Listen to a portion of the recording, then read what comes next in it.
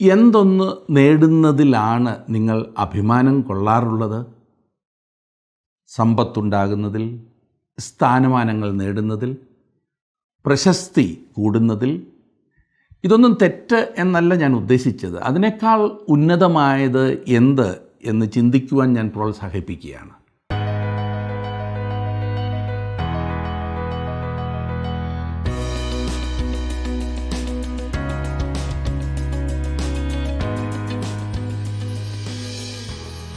കണ്ണിൽ കാണുന്നതെല്ലാം നേടി എന്നാൽ ജീവിതം സന്തോഷമാകും എന്ന് ചിന്തിക്കുന്ന മനുഷ്യരാണ് നമുക്ക് ചുറ്റും. നേടിയതൊക്കെ വിനയായി തീർന്നു എന്ന് പറയുന്നവരും വിരളമല്ല. എന്നാൽ ദൈവത്തെ അറിഞ്ഞ് ദൈവത്തെ പ്രസാദിപ്പിക്കുന്നതാണ് നിലനിൽക്കുന്നത് എന്ന കാര്യം നാം മറക്കരുത്. ഇത് പറയുമ്പോൾ പലർക്കും അത് അംഗീകരിക്കുവാൻ പ്രയാസമാണ്. ചിലർ പറഞ്ഞേക്കാം, ഇത് പറയുന്നവർക്ക് ഭ്രാന്താണ്, അല്ലെങ്കിൽ ഇത് പറയുന്നവർക്ക് മതഭ്രാന്താണ് എന്നൊക്കെ. സാരമില്ല, അത് ദൈവത്തിനു വേണ്ടിയാകുന്നു എന്ന് കരുതിയാൽ മതി. സത്യം അറിഞ്ഞതിനാൽ ക്രിസ്തുവിങ്കിലേക്ക് വരുവാൻ മനുഷ്യരെ നിർബന്ധിക്കുകയാണ് സത്യമറിഞ്ഞവർ ചെയ്യുന്നത്. ഞാൻ വീണ്ടും പറയട്ടെ, അത് മതഭ്രാന്ത് കൊണ്ടല്ല, യഥാർത്ഥ സ്നേഹം കൊണ്ടാകുന്നു. ക്രിസ്തുവിൻ്റെ സ്നേഹം അവനെ നിർബന്ധിക്കുന്നു എന്നതാണ് അതിൻ്റെ രഹസ്യം. ആത്മീയമായി മരിച്ച സകല മനുഷ്യരും ജീവൻ പ്രാപിക്കുവാൻ ദൈവത്തിൻ്റെ പുത്രൻ മരിച്ചു. അവനിൽ വിശ്വസിച്ച് ജീവൻ പ്രാപിച്ചവർ തങ്ങൾക്കായിട്ടല്ല, തങ്ങൾക്കായി മരിച്ച് ഉയർത്തവനായി ജീവിക്കണം. അതാണ് യഥാർത്ഥ ജീവിതം. പൗലോസ് പറയുന്നത് നമുക്ക് ശ്രദ്ധിക്കാം. കൊരിന്ത്യർക്ക് എഴുതിയ 2-ാം ലേഖനം 5-ാം അധ്യായത്തിൻ്റെ 9-ാം വാക്യം വരെ നാം ചിന്തിച്ചിരുന്നല്ലോ. ഇന്ന് 10 മുതൽ മുൻപോട്ട് പഠിക്കാം. കൊരിന്ത്യർക്ക് എഴുതിയ 2-ാം ലേഖനം എടുത്താട്ട് അതിൻ്റെ 5-ാം അധ്യായം.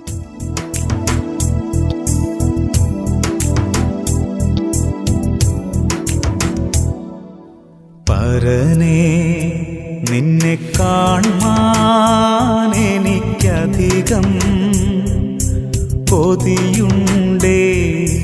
പരനേ, നിന്നെ കാൺമാൻ എനിക്കധികം കൊതിയുണ്ടേ. പരനേ നിൻമുഖം, പരനേ നിൻമുഖം കണ്ടു കൊതി തീരാനുണ്ടെനിക്കാശ, കണ്ടു കൊതി തീരാനുണ്ടെനിക്കാശ. പരനേ, നിന്നെ കാൺമാൻ എനിക്കധികം കൊതിയുണ്ടേ. പരനേ, നിന്നെ കാൺമാൻ എനിക്കധികം കൊതിയുണ്ടേ.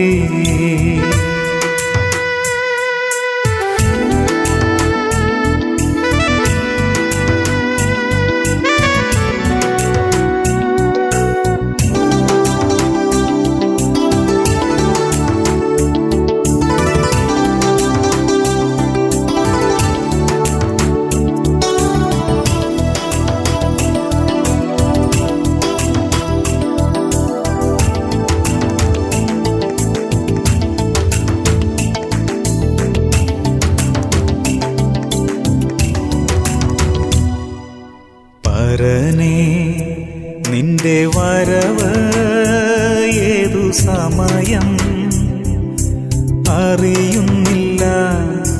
പരനേ, നിന്റെ വരവ് ഏതു സമയം അറിയുന്നില്ല.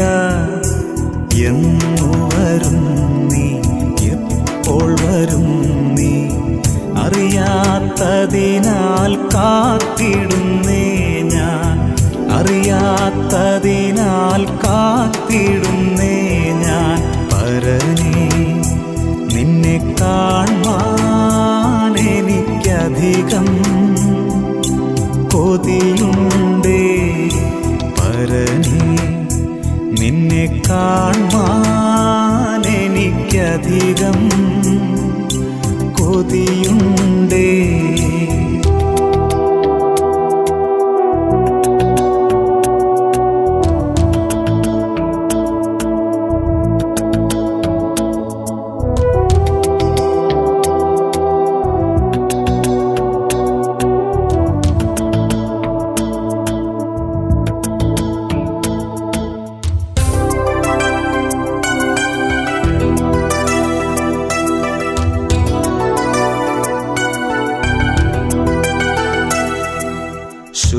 ശുദ്ധർ ശുദ്ധരെല്ലാം ഗീതം പാടും തൻ്റെ വരവിൽ. ശുദ്ധർ ശുദ്ധരെല്ലാം ഗീതം പാടും തൻ്റെ വരവിൽ. ആർത്തും ഘോഷിച്ചും ആർത്തും ഘോഷിച്ചും ആനന്ദവല്ലഭനെ എതിരേൽപ്പാൻ. ആനന്ദവല്ലഭനെ എതിരേൽപ്പാൻ. പരനേ നിന്നെ കാൺമാൻ എനിക്കധികം കൊതിയുണ്ടേ. പരനേ നിന്നെ കാൺമാൻ എനിക്കധികം കൊതിയുണ്ടേ. പരനേ നിൻമുഖം പരനേ നിൻമുഖം കണ്ടു കൊതി തീരാനുണ്ടെനിക്കാശ. കണ്ടു കൊതി തീരാനുണ്ടെനിക്കാശ.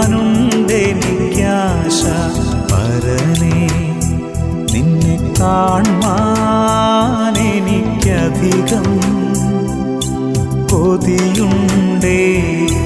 പരനേ നിന്നെ കാൺമാൻ എനിക്കധികം കൊതിയുണ്ടേ.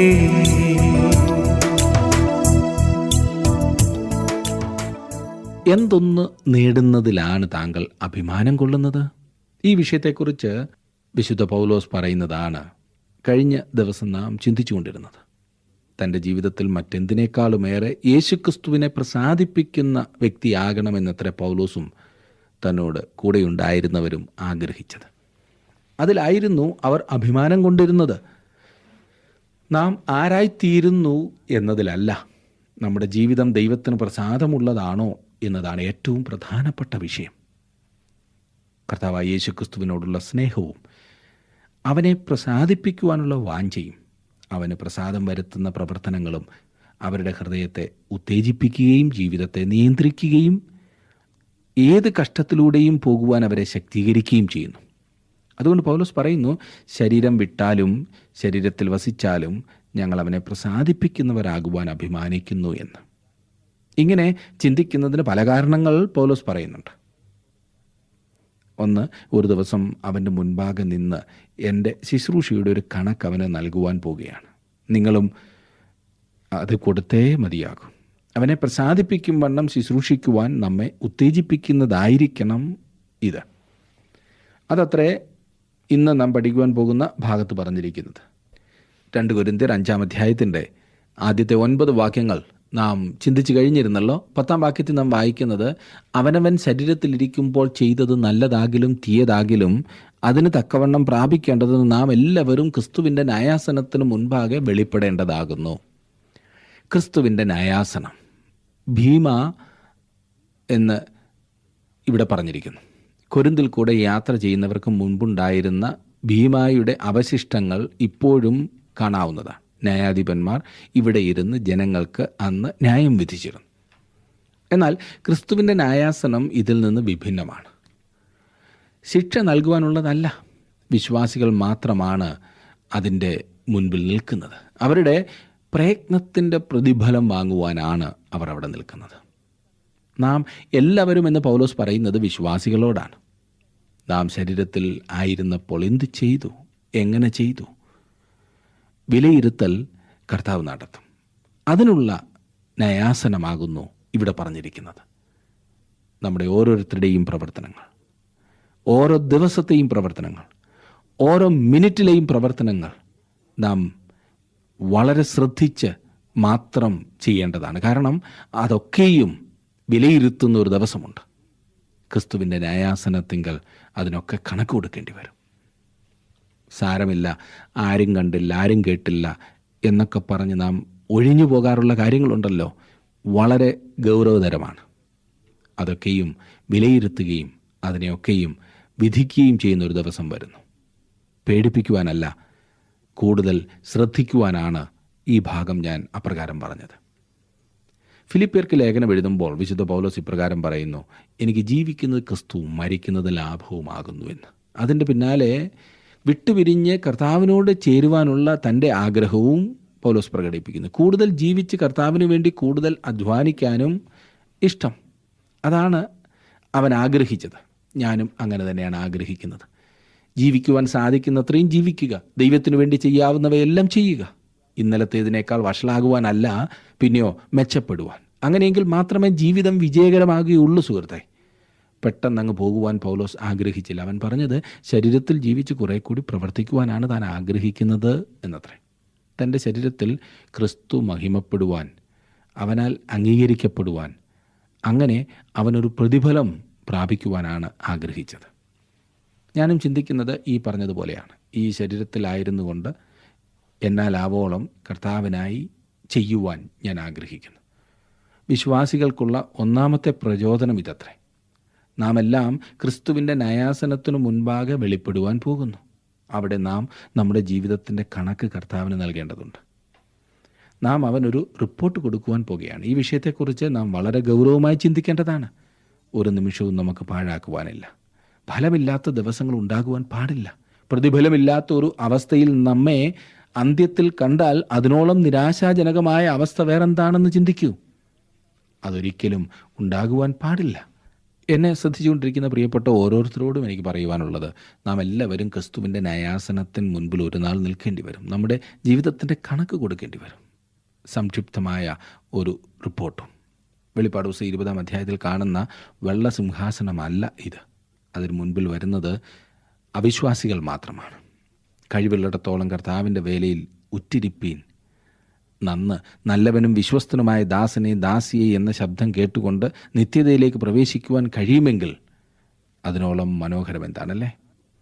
അവനെ പ്രസാദിപ്പിക്കുന്നതിനുള്ള നമ്മുടെ രണ്ടാമത്തെ പ്രചോദനം കർത്താവിനെ ഭയപ്പെടണമെന്നുള്ളതിനാൽ ഞങ്ങൾ മനുഷ്യരെ സമ്മതിപ്പിക്കുന്നു എന്നുള്ളതാണ്. 11-ാം വാക്യം. ആകയാൽ കർത്താവിനെ ഭയപ്പെടണം എന്ന് അറിഞ്ഞിട്ട് ഞങ്ങൾ മനുഷ്യരെ സമ്മതിപ്പിക്കുന്നു. എന്നാൽ ദൈവത്തിന് ഞങ്ങൾ വെളിപ്പെട്ടിരിക്കുന്നു. നിങ്ങളുടെ മനസാക്ഷികളിലും വെളിപ്പെട്ടിരിക്കുന്നു എന്ന് ഞാൻ ആശിക്കുന്നു. ദൈവഭയത്തെക്കുറിച്ച് തിരുവചനത്തിൽ വളരെയേറെ സംസാരിച്ചിട്ടുണ്ട്.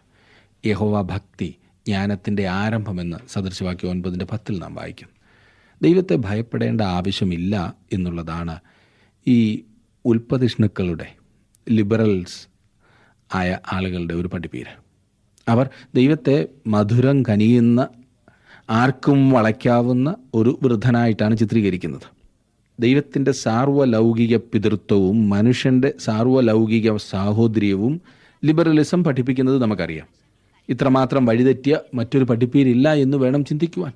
സകലരും ഒടുവിൽ രക്ഷിക്കപ്പെടും എന്നത്ര ഈ ചിന്താഗതി പറയുന്നത്. ഇത് വെറുതെ കണ്ണിൽ പൊടിയിടുന്ന പരിപാടിയാണ്. ദൈവവചനം പറയുന്നത് എന്താണെന്ന് താങ്കൾക്കറിയില്ലേ? ജീവനുള്ള ദൈവത്തിൻ്റെ കൈകളിൽ വീഴുന്നത് ഭയങ്കരം എന്നത്രേ. എബ്രായ ലേഖനം 10-ാം അധ്യായത്തിന് 31-ാം വാക്യം. മനുഷ്യരെ സോപ്പിട്ട് വിടുവാൻ ശ്രമിക്കരുത്. വെള്ളം ചേർത്ത ഒരു സുവിശേഷം പ്രസംഗിക്കരുത്. നമ്മുടെ ദൈവം വിശുദ്ധനാണ്, സ്നേഹവാനാണ്, നീതിമാനാണ്. ഈ വിശുദ്ധനായ ദൈവമാണ് താങ്കളെ സ്നേഹിക്കുന്നത്. ഈ വിശുദ്ധനായ ദൈവമാണ് താങ്കളെ രക്ഷിപ്പാൻ ആഗ്രഹിക്കുന്നത്.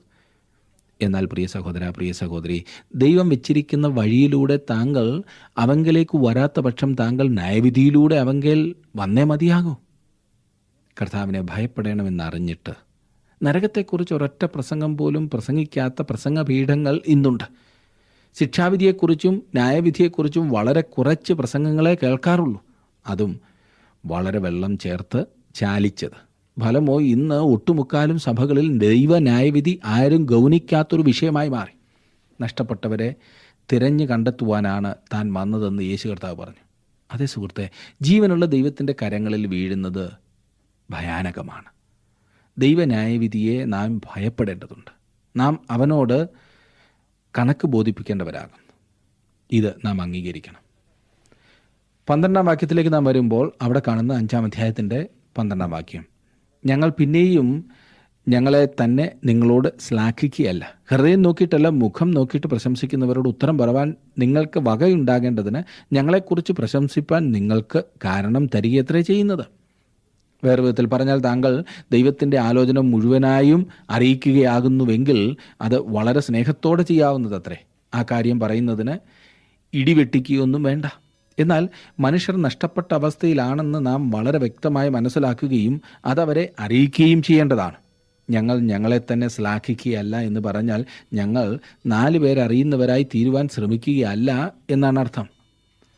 ഇന്ന് വളരെയേറെ കേൾക്കുന്ന വില കുറഞ്ഞ പ്രശസ്തിക്ക് വേണ്ടിയുള്ള പ്രസംഗങ്ങളെ ഞാൻ ഭയപ്പെടുന്നു. തങ്ങൾ പറയുന്നത് തെറ്റാണെന്ന് വളരെ വ്യക്തമായി അറിയാമായിരുന്നിട്ടും മനുഷ്യരെ പ്രീതിപ്പെടുത്തുവാനുള്ള കപടവേഷം. എങ്ങനെയാണ് എല്ലാ സാഹചര്യങ്ങളിലും മാന്യമായി പെരുമാറുവാൻ സാധിക്കുന്നത്, സാഹചര്യങ്ങളോട് അലിഞ്ഞു ചേർന്ന് ജീവിക്കുന്നത് എന്നൊക്കെ മനഃശാസ്ത്രജ്ഞന്മാർ വിവരിക്കുന്നുണ്ട്. എന്നാൽ ഞാൻ തുറന്നു പറയട്ടെ, താങ്കൾ ക്രിസ്തുവിനെ കൂടാതെയുള്ള ഒരു വ്യക്തിയാകുന്നു എങ്കിൽ താങ്കൾക്ക് ആവശ്യം മനഃശാസ്ത്രപരമായ ഒരു അഡ്ജസ്റ്റ്മെൻ്റ് അല്ല. താങ്കൾ നാശത്തിലേക്ക് പോകുന്ന ഒരു ഭാവിയാണ്.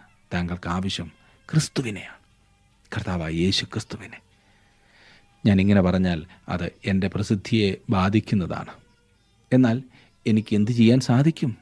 അതത്രേ ദൈവവചനം. പലർക്കും ദൈവശബ്ദമല്ല കേൾക്കേണ്ടത്, തങ്ങൾക്ക് സന്തോഷം തരുന്ന വാക്കുകൾ. അതുമാത്രം മതി. അതിനാണ് കൺവെൻഷന് പോകുന്നത്, കൂട്ടായ്മയ്ക്ക് പോകുന്നത്, പ്രാർത്ഥനക്കാരെ വീട്ടിൽ കൊണ്ടുവരുത്തി പ്രാർത്ഥിക്കുന്നത്, ഇല്ലേ?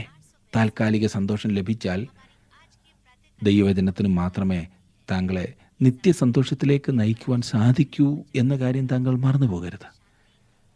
ഞങ്ങളെ തന്നെ നിങ്ങളുടെ മുൻപിൽ വലിയവരാക്കുവാനുള്ള ശ്രമമല്ല. നിങ്ങളെ സ്നേഹിക്കുന്നതിനാൽ, ദൈവത്തെ ഭയപ്പെടുന്നതിനാൽ ദൈവവചനം ഉള്ളതുപോലെ പറയുകയാണ് ഞങ്ങൾ ചെയ്യുന്നത്. ദൈവവചനം എത്രയധികം എല്ലാവരോടും അറിയിക്കുക എന്നതിൻ്റെ പിൻപിലെ ഞങ്ങളുടെ പ്രചോദനം ദൈവന്യായവിധി വരുന്നു എന്നുള്ളതാണ്. അത് മാത്രമേ ഉറങ്ങിക്കിടക്കുന്ന സഭകളെ ഉണർത്തൂ. അത് മാത്രമേ ആളുകളെ തട്ടി ഉണർത്തൂ. താങ്കളുടെ വിലപ്പെട്ട നിർദ്ദേശങ്ങളും അഭിപ്രായങ്ങളും പ്രാർത്ഥനാ വിഷയങ്ങളും ഇന്ന് തന്നെ ഞങ്ങളെ വിളിച്ചറിയിക്കുക. വിളിക്കേണ്ട നമ്പർ 8281384455.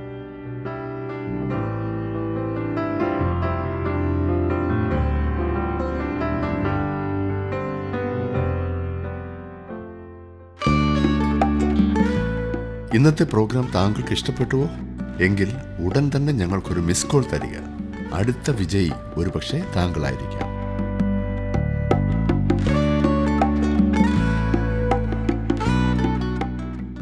ഞാൻ പൂർണ്ണസമയ സുവിശേഷ വേലയ്ക്കായി പ്രതിഷ്ഠിച്ച സമയത്ത് ചിന്തിച്ചത്, സുവിശേഷം കേട്ടിട്ടില്ലാത്ത ഏതെങ്കിലും ഗ്രാമത്തിൽ പോയി അവിടെ പ്രവർത്തിക്കണം എന്നത്രേ.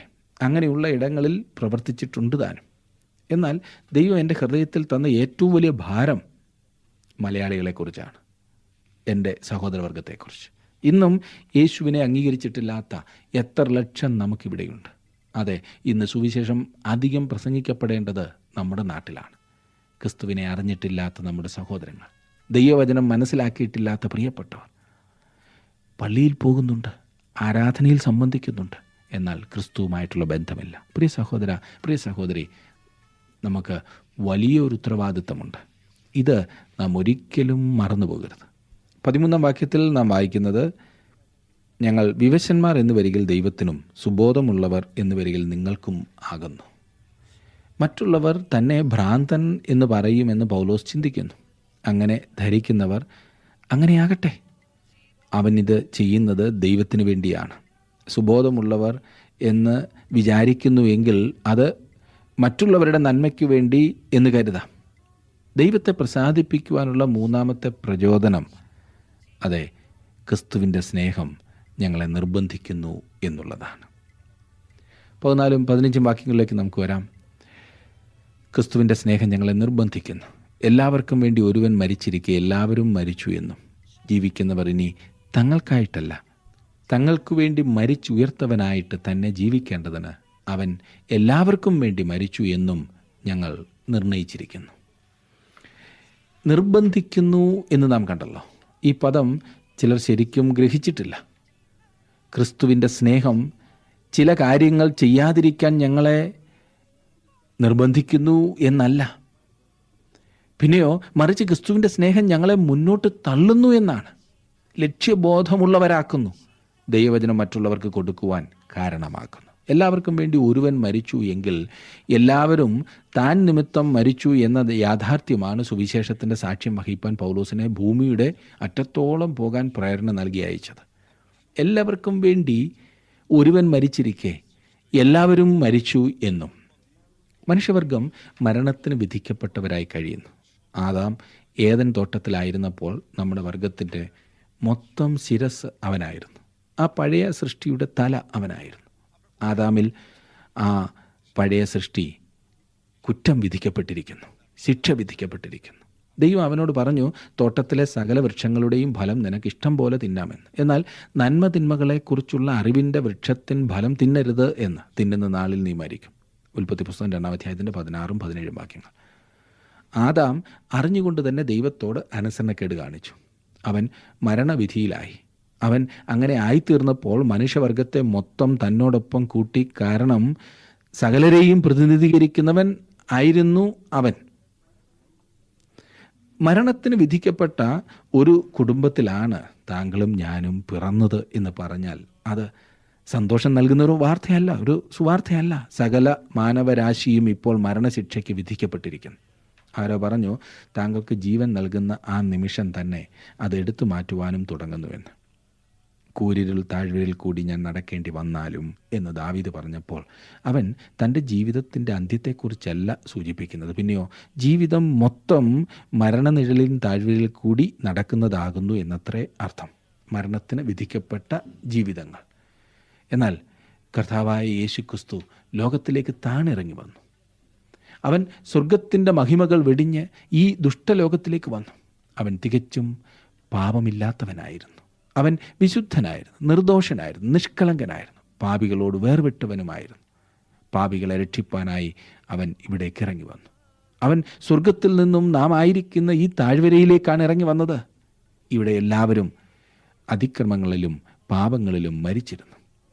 അതുകൊണ്ട് അവൻ എന്താണ് ചെയ്തത്? അവൻ ഈ താഴ്വരയിലേക്ക് വന്ന് എല്ലാ മനുഷ്യരും ആയിരുന്ന മരണത്തിൻ്റെ താഴ്വരയിലേക്ക് തന്നെ അവൻ വന്നു. അവൻ സകല മനുഷ്യർക്കും വേണ്ടി മരിച്ചു. മനുഷ്യർ മരിച്ചവർ ആയിരുന്നതിനാൽ അവൻ മരണത്തിലേക്ക് ഇറങ്ങിച്ചെന്നു. ഇപ്പോൾ അവൻ വിശ്വാസികളെ പുനരുത്ഥാന ജീവനിൽ അവനോടൊപ്പം കൊണ്ടുവരുന്നു. അവൻ അവരെ ഇന്ന് സ്വർഗസ്ഥലങ്ങളിലേക്കാണ് കൊണ്ടുപോകുന്നത്. കർത്താവായ യേശുക്രിസ്തുവിൽ വിശ്വസിക്കുന്ന നാം ഓരോരുത്തരും ഇന്ന് ക്രിസ്തുവിനോടുകൂടെ സ്വർഗത്തിലാണ്. എഫെസ് ലേഖനം 2-ാം അധ്യായത്തിൻ്റെ 6-ാം വാക്യത്തിൽ നാം വായിക്കുന്നത്, ക്രിസ്തുയേശുവിൽ അവനോടുകൂടി ഉയർത്തെഴുന്നേൽപ്പിച്ച് സ്വർഗത്തിൽ ഇരുത്തുകയും ചെയ്തു എന്നത്രേ. എല്ലാവർക്കും വേണ്ടി ഒരുവൻ മരിച്ചിരിക്കെ എല്ലാവരും മരിച്ചു എന്ന് നാം വായിച്ചു. അവൻ നമ്മുടെ സ്ഥാനമെടുത്തു. അവനിൽ വിശ്വസിക്കുന്നവർ അവനോടുകൂടെ ഉയർത്തെഴുന്നേറ്റിരിക്കുന്നു. അവൻ അവരെ സ്വർഗത്തിൽ ഇരുത്തുകയാണ് ചെയ്യുന്നത്. ക്രിസ്തു നമ്മുടെ സ്ഥാനമെടുത്തു. ഇനിയും നാം ജീവിക്കുന്നെങ്കിൽ ആയത് അവനുള്ള വിശ്വാസത്തിലത്രേ. ക്രിസ്തു മരിച്ചത് നാം മരണത്തിൽ നിന്നും ന്യായവിധിയിൽ നിന്നും വിടുവിക്കപ്പെടുവാൻ മാത്രമല്ല, പിന്നെയോ നമ്മുടെ മരണാവസ്ഥയിൽ നിന്നും ജീവൻ്റെ പുതുക്കത്തിലേക്ക് കൊണ്ടുവരുന്നതിനായിട്ടാണ്. അതിനായിട്ടാണ് ക്രിസ്തു ഈ ഭൂമിയിലേക്ക് വന്നത്. ഇപ്പോൾ നമ്മുടെ ജീവിതം അവനായി സമർപ്പിക്കപ്പെട്ടതായിരിക്കണം. അതായത് നാം ദൈവത്തിൻ്റെ മഹത്വത്തിനായും ജീവിക്കുന്നവരാകണം. അതെ, ഒരു ദൈവപൈതലിന് ഈ ചിന്ത മനുഷ്യ കുടുംബത്തെക്കുറിച്ച് തികച്ചും നൂതനമായൊരു വ്യാഖ്യാനമാകുന്നു നൽകുന്നത്. അതത്രേ അടുത്ത വാക്യത്തിൽ നാം കാണുന്നത്. അത് നമുക്ക് പിന്നീട് നോക്കാം. എന്നാൽ അതിനു മുൻപ് നാം ഇവിടെ ഓർത്തിരിക്കേണ്ട ഒരു പ്രധാനപ്പെട്ട ചിന്ത എന്തെന്നാൽ, പൗലോസും തൻ്റെ സഹപ്രവർത്തകരും ചെയ്തതെല്ലാം ദൈവത്തിൻ്റെ നാമത്തിൻ്റെ മഹത്വത്തിനായിട്ടായിരുന്നു. ക്രിസ്തുവിൻ്റെ സ്നേഹം അവരുടെ ജീവിതത്തെ നിയന്ത്രിച്ചു, നിർബന്ധിച്ചു. ക്രിസ്തു നമുക്ക് വേണ്ടി മരിച്ചതിനാൽ നാമും നമ്മുടെ പഴയ ജീവിതത്തോട് മരിച്ചു. ഈ കാര്യം നാം ഓർക്കണം. പൗലോസിനെ പോലെ നാം ആയിത്തീരണം. നമ്മെ തന്നെ പ്രസാദിപ്പിക്കുവാൻ നാം ജീവിക്കരുത്. നാം നമ്മുടെ ജീവിതം ക്രിസ്തുവിനെ പ്രസാദിപ്പിക്കുന്നതിന് വേണ്ടി ചിലവഴിക്കേണ്ടതാണ്. എപ്പോഴും നമുക്കുള്ള പ്രവണത ആരെയും കുറ്റം പറയുകയല്ല, എല്ലാ മനുഷ്യനും ഒരുപോലെയുള്ള പ്രശ്നം അവൻ്റെ ശരീരത്തിൻ്റെ താല്പര്യങ്ങൾക്ക് വിട്ടുകൊടുക്കുക എന്നുള്ളതാണ്. നമ്മെ അത് വലിച്ചിഴയ്ക്കുന്നത് എപ്പോഴും തെറ്റായിട്ടുള്ള വഴികളിലേക്കാണ്. ഒരു ഉദാഹരണം പറഞ്ഞാൽ, ആർക്കാണ് ഉറക്കം വിട്ട് ഉണർന്നെഴുന്നേറ്റ് ജോലി ചെയ്യുവാൻ താല്പര്യം? കൂടുതൽ കിടന്നുറങ്ങുവാനായിട്ടല്ലേ താല്പര്യം? അതുകൊണ്ട് എന്താണ് നേടുന്നത്? സമയം പാഴാക്കുക. മദ്യം കഴിക്കുന്നവർ ഇന്ന് കഴിച്ചത്രയും നാളെ കഴിച്ചാൽ സുഖം കിട്ടില്ലല്ലോ. അതുകൊണ്ട് കൂടുതൽ കഴിക്കുക. ഫലമോ നാശത്തിലേക്ക് പോകുന്നു. അതുപോലെ ഓരോ സ്വഭാവങ്ങളും എടുത്താട്ടെ. എന്നാൽ ദൈവത്തിൻ്റെ ആത്മാവിന് വിധേയപ്പെട്ട ദൈവത്തിൻ്റെ ആലോചനകൾക്കനുസരിച്ച് നാം ജീവിക്കുവാൻ തുടങ്ങുമ്പോൾ, ദൈവത്തെ പ്രസാദിപ്പിക്കുവാൻ നാം നമ്മെ തന്നെ ഏൽപ്പിച്ചു കൊടുക്കുമ്പോൾ, അതിനോളം വലിയ അനുഗ്രഹം വേറെ എന്താണുള്ളത്? ക്രിസ്തു നമുക്ക് വേണ്ടി മരിച്ചതിനാൽ നാമും നമ്മുടെ പഴയ ജീവിതത്തോട് മരിച്ചു. ഈ ഒരു അനുഭവം, ഈ ഒരു അവസ്ഥ നമ്മുടെ ജീവിതത്തിൽ നമുക്കുണ്ടാകണം. അപ്പോൾ മാത്രമേ നിത്യമായ കാര്യങ്ങൾക്ക് വേണ്ടി, നിലനിൽക്കുന്നതിന് വേണ്ടി പരിശ്രമിക്കുന്നതിനുള്ള പ്രചോദനം നമുക്ക് ലഭിക്കൂ. പലപ്പോഴും താൽക്കാലികമായത് നേടി സന്തോഷമായിരിക്കുവാൻ ശ്രമിക്കുന്നത് മൂലം നമുക്ക് സന്തോഷവും പോന്നു, നേടുവാൻ ഒന്നും ലഭിക്കുന്നുമില്ല. അഥവാ ലോകപ്രകാരം എന്തെങ്കിലും നേടി എന്ന് ചിന്തിക്കുന്ന പ്രിയ സുഹൃത്തെ, അത് എത്ര നാൾ നിലനിൽക്കും എന്ന് ഒന്ന് പരിശോധിക്കും. ലോകപ്രകാരം എന്തെങ്കിലുമൊക്കെ നേടി എന്ന് ചിന്തിക്കുന്നവർ അത് എത്ര നാൾ നിലനിൽക്കും എന്നുകൂടി ഒന്ന് ചിന്തിക്കുന്നത് വളരെ പ്രയോജനം ചെയ്യും. നമ്മെ ദൈവം ഏൽപ്പിച്ചിരിക്കുന്ന ഈ ചെറിയ ആയുസ്സിൽ നമ്മൾ നിലനിൽക്കുന്നത് എന്ത് നേടി എന്ന് ചിന്തിക്കുക. യഥാർത്ഥത്തിൽ നിലനിൽക്കുന്നത്, നേടുവാൻ സാധിക്കുന്നത് ദൈവത്തെ പ്രസാദിപ്പിച്ചുള്ളൊരു ജീവിതത്തിൽ മാത്രമാണ്. ഇന്ന് നിങ്ങൾ ശ്രദ്ധിച്ച ഈ പഠനം നിങ്ങൾക്ക് പ്രയോജനകരമായിരുന്നു എന്ന് വിശ്വസിക്കട്ടെ. കൂടുതൽ പ്രയോജനപ്പെടുവാൻ ആ ഭാഗം വായിക്കുകയും കൂടുതൽ ചിന്തിക്കുകയും പ്രാർത്ഥിക്കുകയും ചെയ്താട്ടെ. ഈ പ്രോഗ്രാം ശ്രദ്ധിക്കുവാൻ നിങ്ങൾ കാണിക്കുന്ന താല്പര്യത്തിന് പ്രത്യേകം നന്ദി. അടുത്ത ക്ലാസ്സിൽ നമുക്ക് വീണ്ടും വേറൊരു പ്രോഗ്രാമുമായി വീണ്ടും കാണാം. അതുവരെ ദൈവം നിങ്ങളോട് കൂടെ ഉണ്ടായിരിക്കട്ടെ.